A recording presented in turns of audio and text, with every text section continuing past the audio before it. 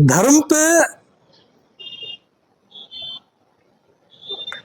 जो धर्म वाली एक कविता जिसका जिक्र किया संतोष ने, कि जब लोहे से घंटा बजता है तो क्या क्या होता है, झाड़ू, खामोशी छा जाती है गांव में,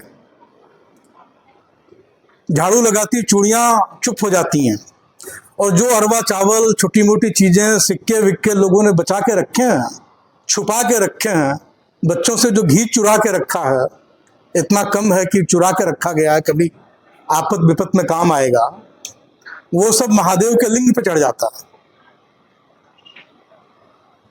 और लंबी कविता है।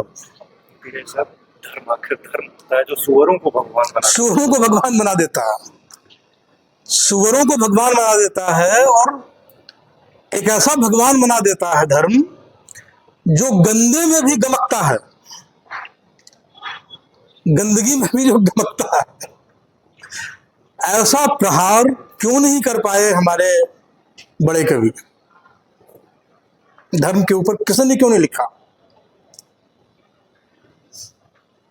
क्योंकि विद्रोही के लिए धर्म कोई दार्शनिक सवाल नहीं था। ईश्वर का अस्तित्व है कि नहीं है, क्या नहीं है, ये सवाल नहीं था। सवाल था कि धर्म हमारे लोगों के साथ क्या कर रहा है। धर्म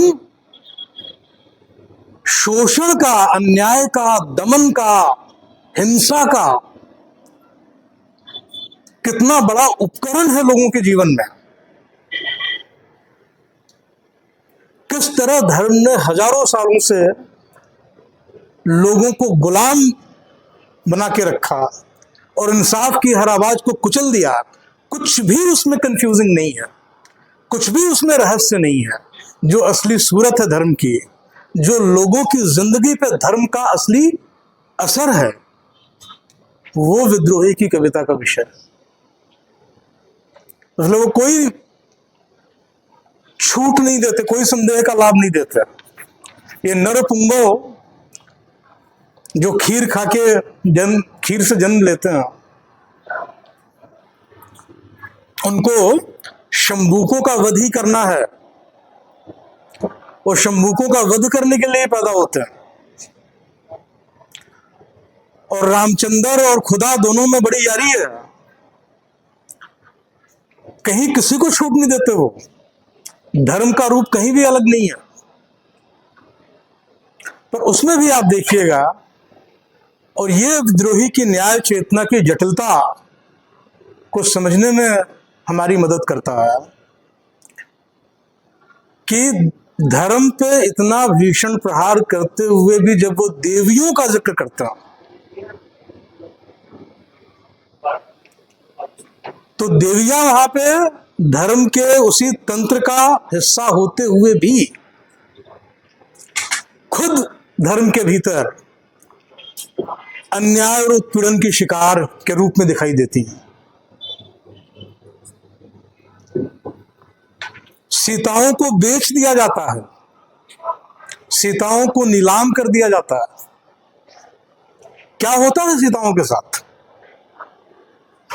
उनका महिमा मंडन चाहे जो भी हो, हकीकत में क्या होता है उनके साथ? किन किन चीजों के लिए उनका इस्तेमाल किया जाता है?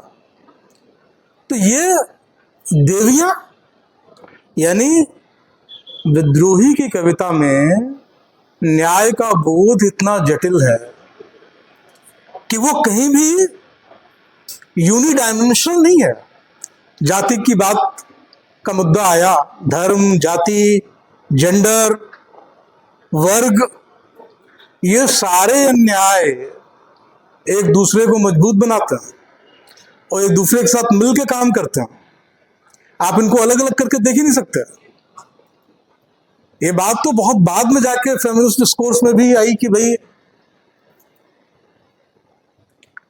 ये सारे एक ही अन्याय नहीं है जो आप कहते हैं कि जेंडर के आधार पर और वर्ग के आधार पर। सारे अन्याय मिलकर काम करते हैं, और उनके गठबंधन को आप नहीं पहचानेंगे तो आप किसी से भी नहीं लड़ पाएंगे।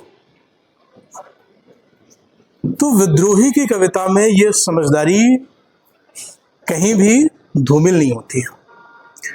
अब कोई ऐसी कविता इस टक्कर की हिंदी में खोज के लाए